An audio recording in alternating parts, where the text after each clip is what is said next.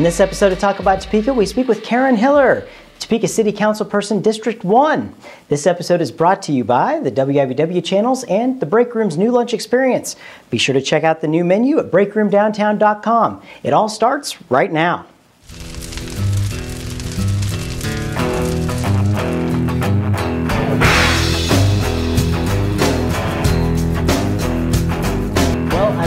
Glad that we have in our studio my city council person, Miss Karen Hiller with District 1, City of Topeka. How you doing? I'm doing fine. Karen, thanks so much for joining me. You are welcome. You are our very first city council person on our show, so we should have streamers and confetti balloons going. Absolutely. So, you occasionally catch council meetings on TV. People might be flipping through the channels, and how long have you been on the council? I'm in my fourth year. Fourth year, wow. And so there's been a lot of things happening in 4 years. What are some of the most notable things that in that time that you can recall?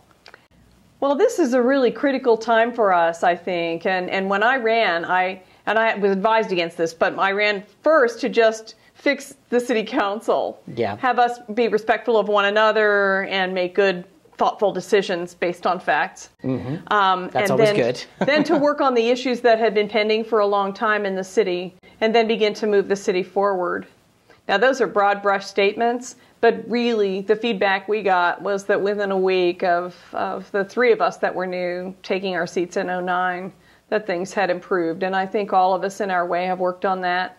We have a lot of issues moving that had been sitting around for a while. Yeah. Animal control is one that I've worked on. I've worked on a lot of small issues that, like railroad crossings and neighborhood historic houses and things like that had been floating around for a while. And of course, we are moving forward on big issues such as Kansas Avenue and downtown, and a change in city manager, hopefully for the long haul for a while here. So those are big. Those are quite a few big decisions you guys have had to come up with the city.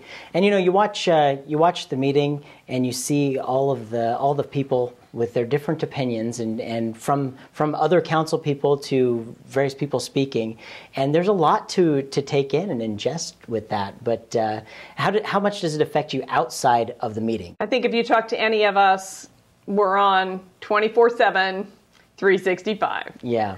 I used to joke that the center of my social life was the vegetable aisle in Dillon's, and politics happens there too. Oh, by the way, kind of anywhere. Sure. That's okay. It's when you see people, but it's a lot because you're always on. Yeah, that would have to be a little difficult, I mean, and even being on TV shows and things like that, I know the same thing. Customers will come in and I won't have time to talk, and I want to talk, I definitely understand what that's like. But, you try to make the time and listen to people. And you do, and it's important. And if you're open and you enjoy that, which I do, I learn so much every time. Yeah, absolutely. Well, we talk about city government and trying to get more people involved with that process. How would you recommend John Q. Topeka get involved more if they were interested in getting involved with city politics? Well, with me, I'm really open, and I have a growing reputation for that. So people will call me or email or whatever. But I really think you just start. If you want to just observe, there are a lot of people that watch council meetings all the time. But as they begin, if they have an opinion on something, it really makes a difference to hear from people. Emails are the best for me, but I think for most. But a phone call's fine, or when you see them out at the zoo or out downtown or whatever, to say, oh, I had a thought.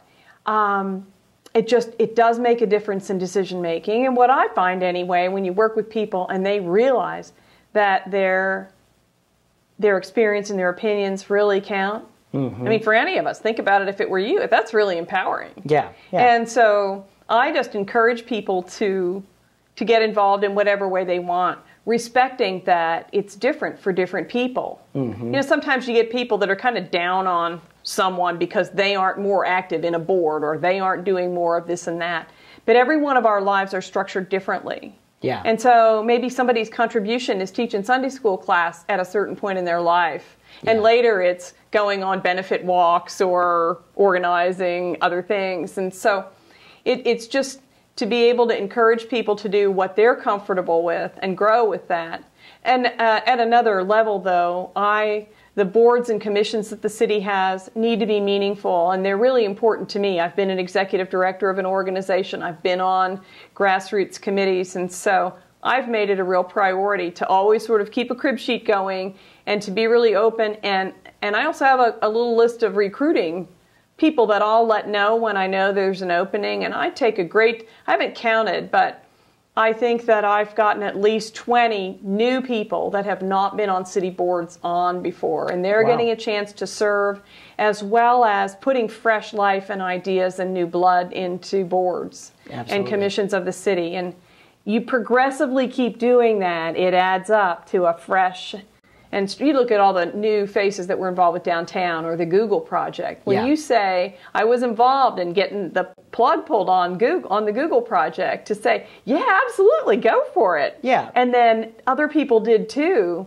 And look what happened. Yeah. I mean, that was a game changer for Topeka and our view of ourselves. And it was because people said, yeah, why not? Absolutely. And so I like doing that, and I think certainly it's not just me, but it makes a difference.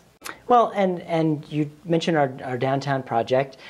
So this has been going on. There's been a lot of talk, about the last 3-4 years-ish about what to do with downtown Topeka. What are some of the roller coaster points that you've seen in that whole discussion? How much time do you have? Well, I don't know. Probably not enough. The yin and the yang of the whole thing, I suppose, is people who say, I think it looks fine right now. Just dust it off a little bit. Mm-hmm. And the people who say, we really need to soup it up and have the streetscape itself and so on be a real destination. Mm-hmm. And the people, of whom there are so many in between, that say, just do something. We have to do something. Yeah, there's got to be a happy medium in here somewhere. There is a happy medium, and although it seems like it's taking a long time, what I have found is that without exception, and I never thought that I would say this, every issue that's taken longer than somebody wanted or than we thought in the first place, the decision has been better by the time we reached it. Mm-hmm. And so what's happening even now that there are a couple of different proposals out there, is people are chewing on it and talking to other people and working to try and reconcile something that meets their dreams and kind of hashing it out. Yeah. And that takes time, but there are no shortcuts to having a good process and to having good conversation. When you take shortcuts, you get cut short, There you go.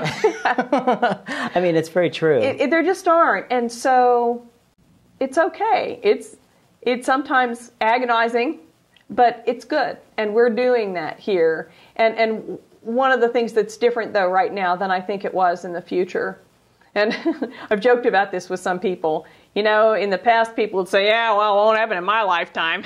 Yeah. And what we're saying now is, it is going to happen in my lifetime. No matter how old you are, we're going to do this. Mm-hmm. There is an attitude change, and it's fun to be part of that, and I think we're going to. Well, yeah, I can say that I think from the beginning of this plan to where we are now, transparency within the government has really opened up and at least given people the tools that they need to get involved with the process, and given them the idea, the way of putting their ideas and their own input into the process. I mean, that's what you guys have been, really asking for actively for quite some time, is just people to get involved and give their input on what needs to be there. Now, you see actual plans posted online, you see actual figures posted, as opposed to, way back when something just would have been like, okay, stamp it off and it's done, and no one hears anything about it. So, we're dealing with a whole lot more information than we ever were given, and I think that's a testament to a good council to do. And I think a couple more pieces to that are, and this is Karen talking, but I think we need community consensus on this. We all need to understand all the details, and we all need to own it. And that is a different result than, okay, how many votes have I got? I just got to get 5 votes and we'll get this done. Yeah. And part of the push-pull of this amount of time is the people who want to make sure the community is truly informed and owns this versus the people that want 5 votes.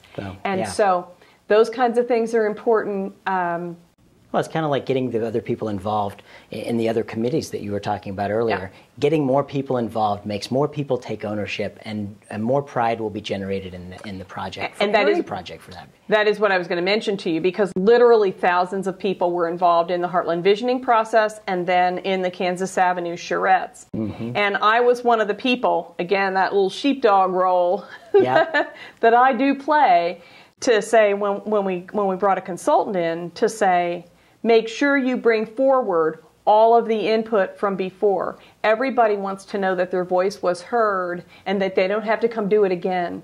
And they did do that, and they publicized that they did that, and that was different for us. Yeah, that's good. I was at all of those meetings. I was sure not to miss any, and it was really it was energizing seeing people wanting to get involved with the project, and that we just haven't seen things like that before. So. Well, and those charrettes were all organized by volunteers.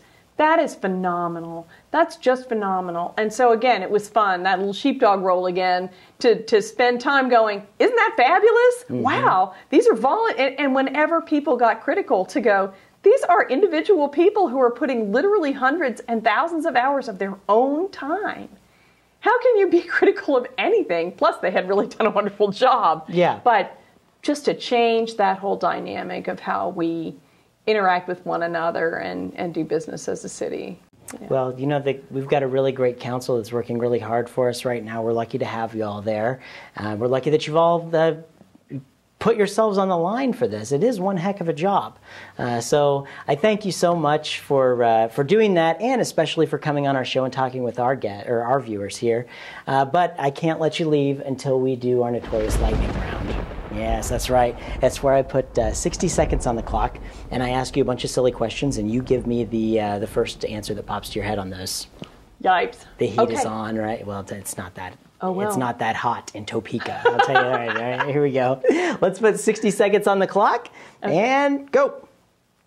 If a person dies and then comes back to life, should they get the money back on their coffin? No, they should keep it. Keep the coffin? They're going to need it anyway. Exactly. So you're the first person that said that one. What's your favorite kind of food? I like almost anything. You can take me anywhere. All right. Good. What's the difference between normal ketchup and fancy ketchup? I haven't really noticed. I can't taste it. But I am a ketchup fan. Me too, but I don't know. Yeah, I asked because I didn't know myself. They put it on the label. It's probably fancy. a marketing thing. It's probably extra money. Yeah. I don't know. What's your favorite hobby? Oh, my favorite hobby. Chris, I got a lot of things that I enjoy doing. Sort of most notorious for bicycling lately. But I do like to cook. That's probably... Very good. I love to eat and I love to cook. So. I'll be over for dinner. Good. Let's see. What was your favorite TV show when you were a kid? When I was a kid. Let's see. Lightning round on this. I remember that The Outer Limits made me nervous. Otherwise, we as kids, we had our little routine every weeknight of the shows we watched. I'm going to have a hard time telling you which was my favorite, though. A lot that I remember. They're kind of ground in. Mm-hmm. Just like today when we talk about Kansas Avenue and people talk about the cleavers, you know. Yeah. Remember, that's what everybody still wants to be. That's right. Things like that. But then there was the Jetsons and the Flintstones, and you just never know. Yeah, and of course, our time is up for the lightning round. But one more question. What's your favorite television show to watch every Tuesday night at 9:30 on My TV? Oh, talk about There we go. After those council meetings, right? You got to come home and watch those. I'll tell you right. Well, thank you. Actually, back to the other, I would have to say Roadrunner cartoons. Oh, those were great. Actually. Those are very good. Well. Maybe you can splice that in. You just see how it goes. Well, Karen, thank you so much for joining us. I really appreciate you coming down, and be sure to keep up the good work you're doing on the council. Thank you. Yeah, you bet.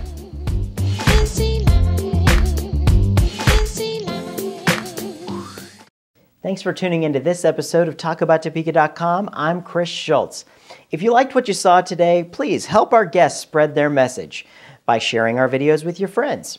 You can also find us on Facebook, Twitter, and be sure to subscribe to our YouTube channel. This episode of Talk About Topeka was brought to you by the WIBW channels and Field of Greens, a garden bistro in downtown Topeka. Topeka's #1 salad bar, according to me. Thanks for joining us. Remember, keep talking about Topeka.